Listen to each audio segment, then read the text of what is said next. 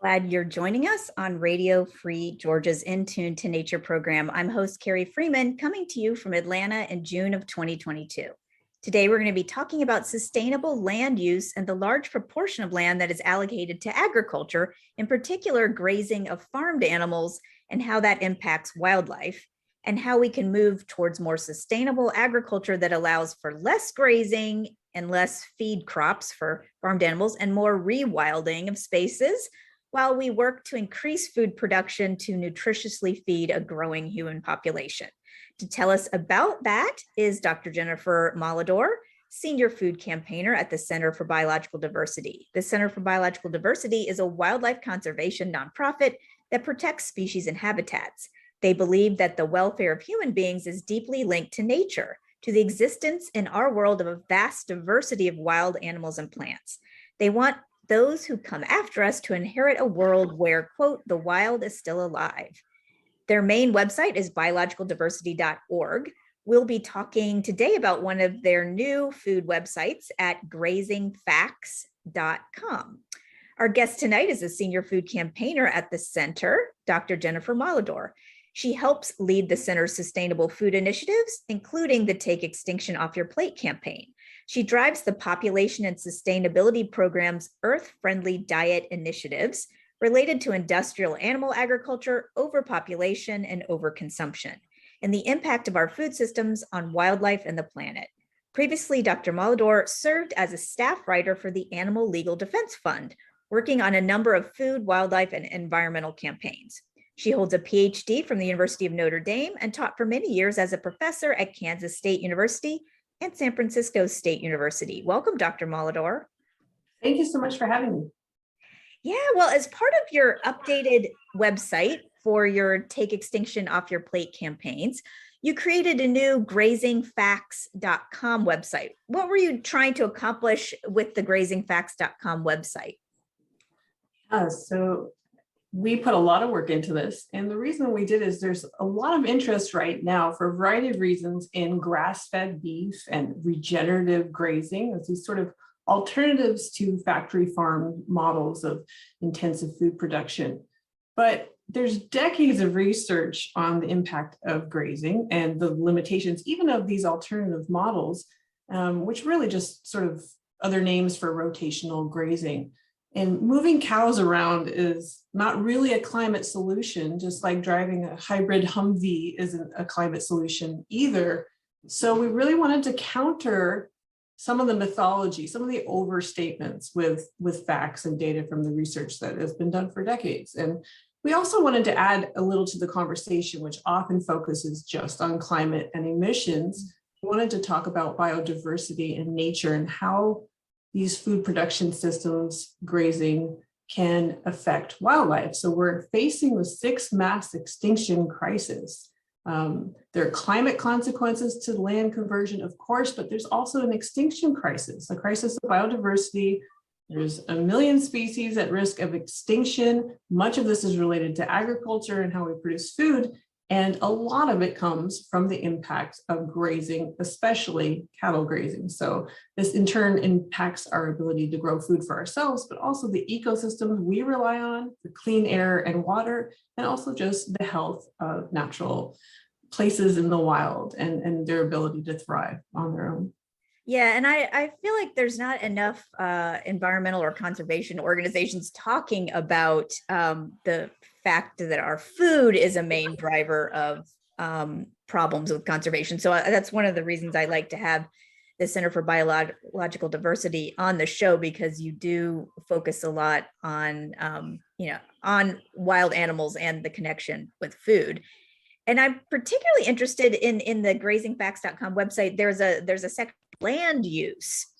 And I was particularly struck by all the statistics and charts that you share about how inefficient it is to dedicate so much land globally and nationally to grazing cattle and raising feed crops to feed the cattle to fatten them up before slaughter, based on how little human food is generated by this massive use of lands. Can you tell us about that kind of disjointed land use issue?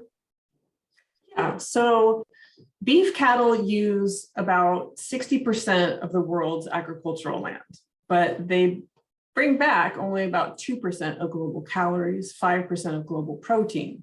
So compared to like common plant proteins like beans or lentils or peas, it takes about 20 times more land to produce beef, and it produces 20 times more greenhouse gas emissions as well per gram of edible protein. And deforestation is the second leading cause of climate change after burning fossil fuels.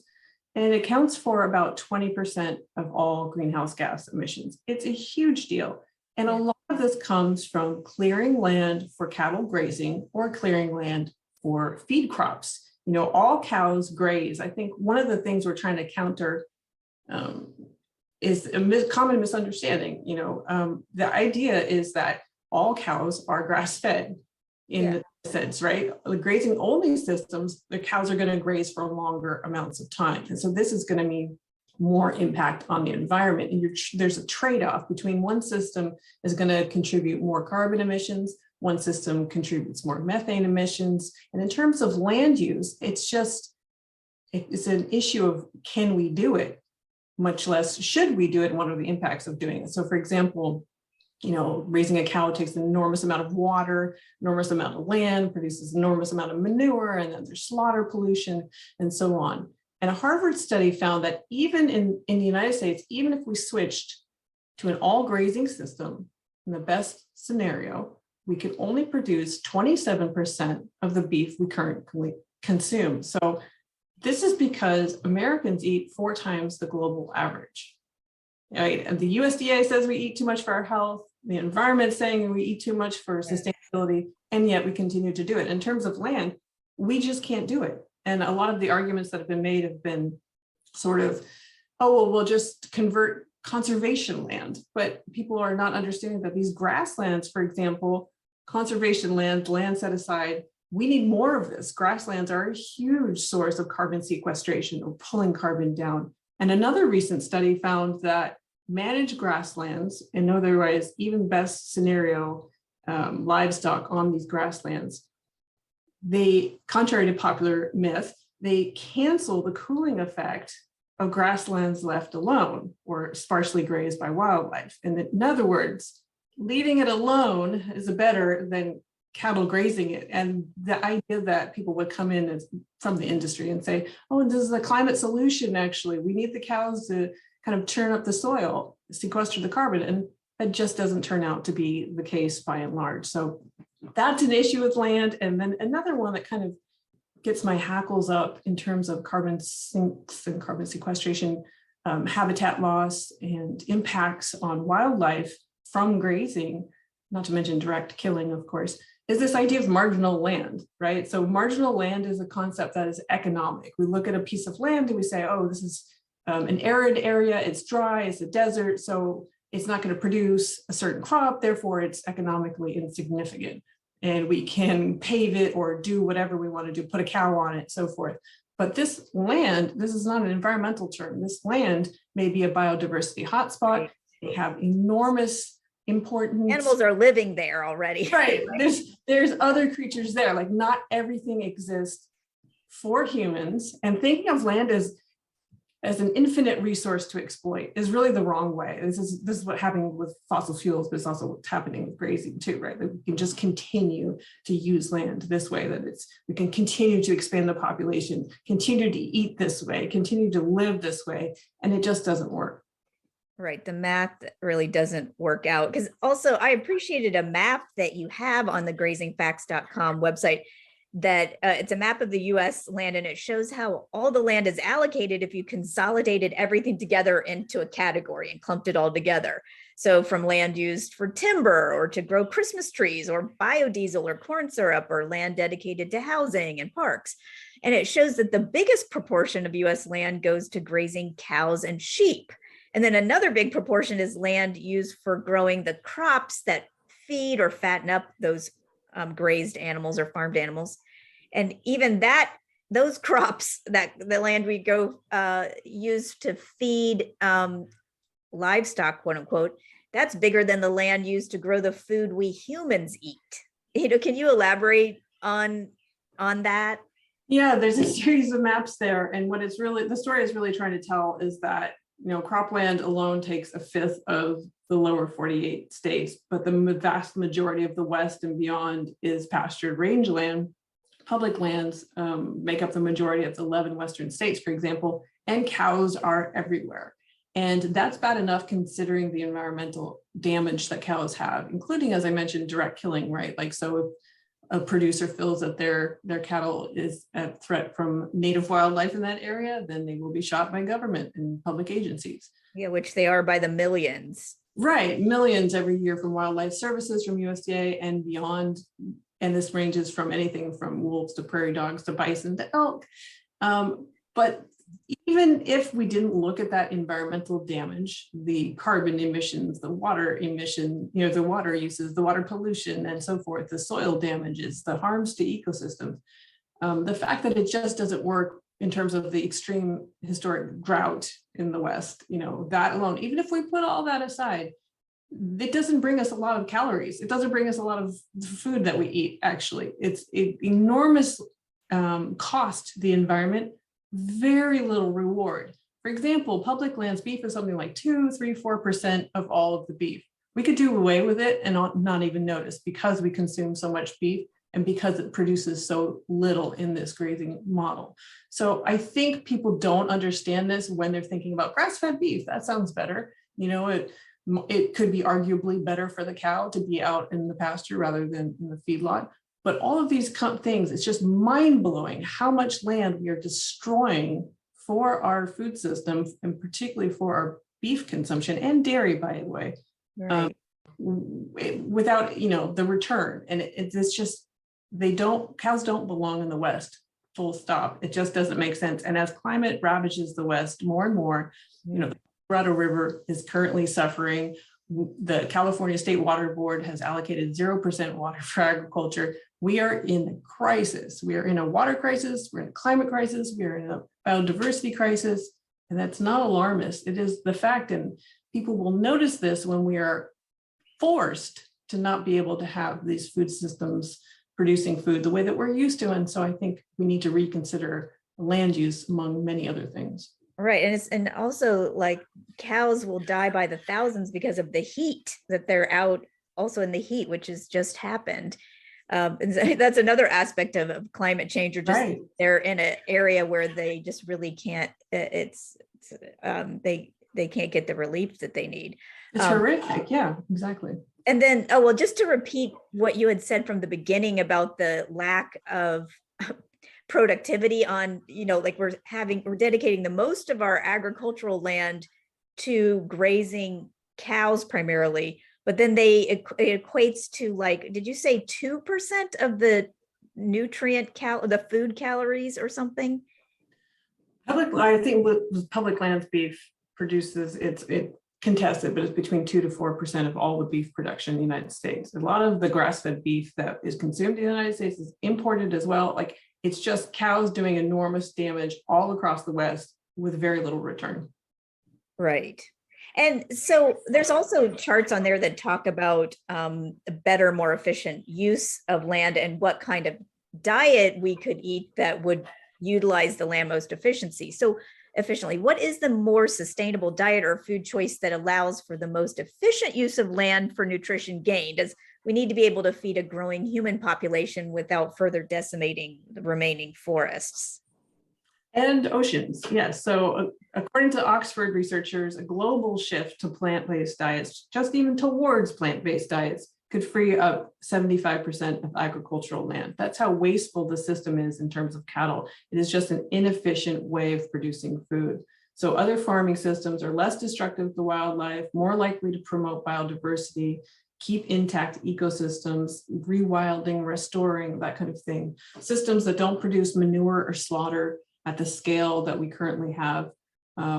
Environmental pollutants that are often overlooked are going to be better for nature. But yeah, towards a plant-based diet is going to free up an enormous amount of land. And obviously, it's common sense. Growing food for humans directly is going to make more efficient use of calories and proteins and so forth, and more efficient use of the environment. So there will need to be intensively farmed areas of plants and legumes and so forth, but directly towards humans, and intensively farming animals and livestock and also putting them out in pasture, neither of these systems tends to be worth it in the long run. And we simply can't do it.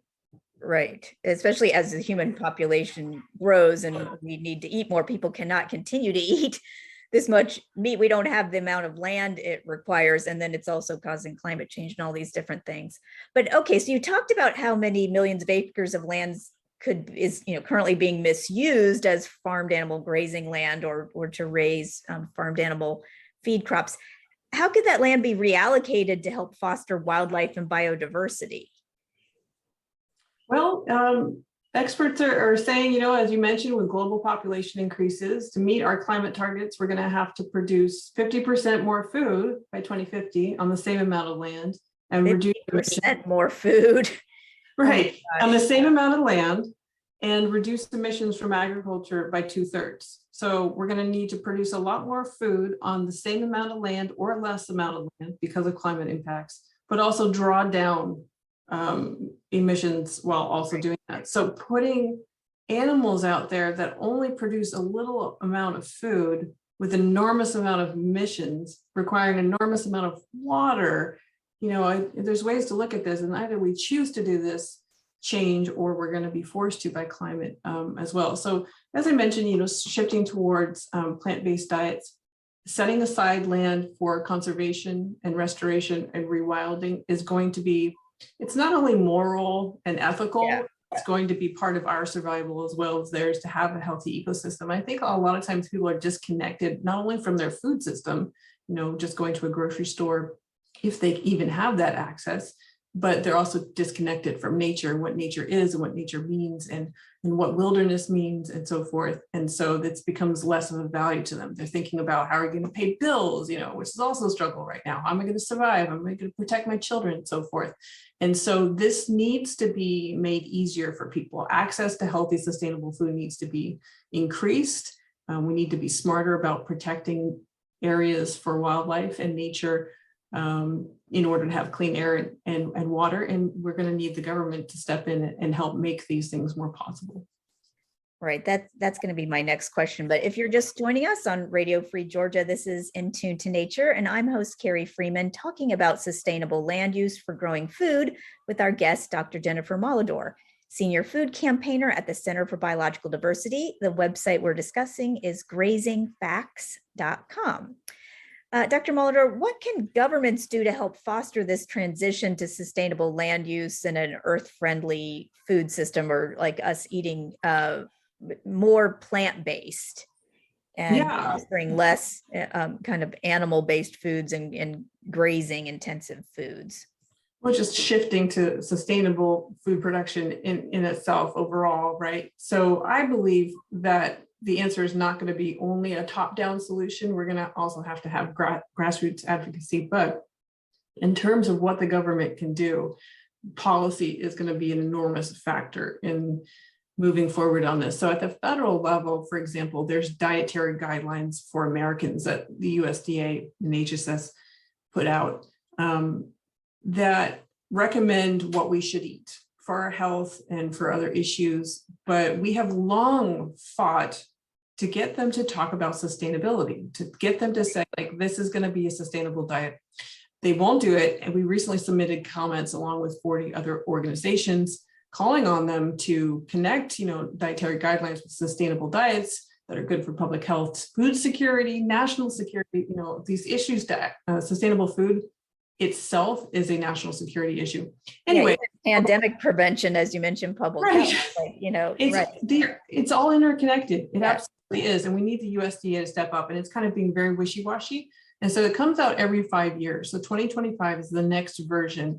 And so we'll be working behind the scenes, pushing the USDA in the right direction. They're resisting, but we're working on it. But at the federal level, that's very broad. Advocacy groups are doing that, but what can you do? Like people, at the local level, even city and state, regional level, governments can actually do things.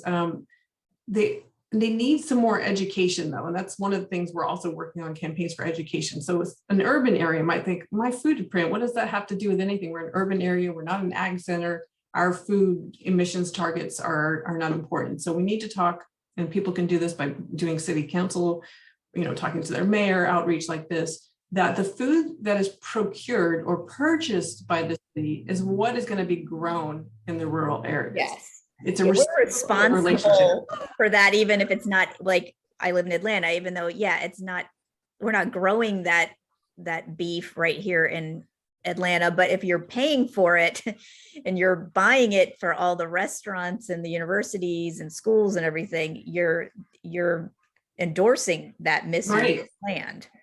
And not only endorsing, but you're drawing on it. So for example, the Colorado River is running dry, and this is in part from Austin, Los Angeles, Seattle, like all of these different places that are relying on the feed crops that are irrigated by the water in the river in the West that is very far away. And they don't understand that what they're buying, what they're serving in dining halls and prisons and hospitals and senior centers and schools, like those 7 billion meals are served in schools. Like, these menus really matter. And so you can set emissions and other reductions targets by having a food action plan into your climate action plan and so forth. So what is served there can be very influential, and that increases access to healthy food by and large, because these issues are often interconnected.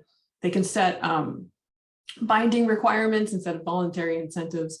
You can focus on supporting BIPOC food producers, financially marginalized, historically food producers, support community gardens and networks like this to increase access and resiliency and so forth. So there's a lot of different things you can do at the micro level, from your neighborhood all the way up to the federal level, that creates policies that support shifts towards sustainability and better diets for everyone.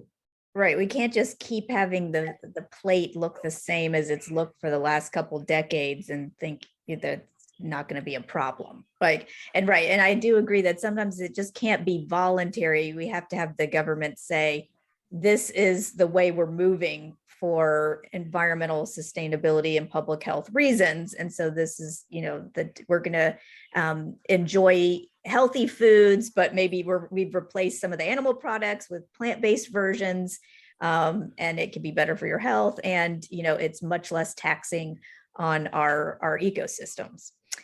Well, Dr. Molitor, just a last question real quick. For listeners who are interested in supporting sustainable agriculture and wildlife conservation, what do you suggest they can do as consumers and as citizens? Well, you can arm yourself with resources. You can attend city planning meetings, but, if people are busy, if you don't have time for that, or there's online actions, but if you don't have time for that, you can ask your work or your school board, your city council to prioritize plant-based menus. Even organizationally, that can help as well, to talk about purchasing more, to help us get the educational message out, to provide funding, because as you're saying, we need the government to step in, but it's not just that we need them to reduce choice or anything like that, but to increase access, because a lot of people want to choose sustainable menus and they're not available. So by encouraging menus to shift this way, we can, it's a justice issue as well. More food will be produced. Like, it won't be so hard to do the right thing, because that food, the prices will go down for that food. It'll become more accessible, all the organic plant-based alternatives to, animal-based foods. Yeah, I think people don't understand necessarily how subsidized the meat and dairy industries are by the taxpayers. They would not survive without us basically supporting them. And historically, as you mentioned, that we can't keep eating the way we have for decades, but we didn't used to eat this way. Right. It's via the factory farm and fast food models that have increased this. And one of these is that the subsidies began for corn production, which increased cow production and so forth. And so it is not normal to be eating this way, and we can't keep doing it. We need to go back to and forward as well, something that is sustainable and makes sense for all of us, and increases our access to healthy food and makes it easy for us to have healthy diets that are good for the planet. Exactly. Well, that's the end of our show, but I want to thank you, Dr. Jennifer Molitor, for being with us on Radio Free Georgia's In Tune to Nature program. And thanks for the work you do on the Take Extinction Off Your Plate campaign to support wildlife and sustainable food systems. Thank you so much for having me. And to our listeners, thank you for tuning in to In Tune to Nature, broadcasting every Wednesday at 6:30 p.m. online at wrfg.org and on Atlanta radio station 89.3 FM. We post action items, news, and podcasts on the show's website, facebook.com/intunetonature. Views and opinions expressed on the show do not necessarily reflect those of WRFG, its board, staff, or volunteers. I'm one of those volunteers. I'm host Carrie Freeman, asking you to please support independent, non-commercial media like Radio Free Georgia. And remember to take care of yourself and others, including other species. Thank you for listening. Cheers.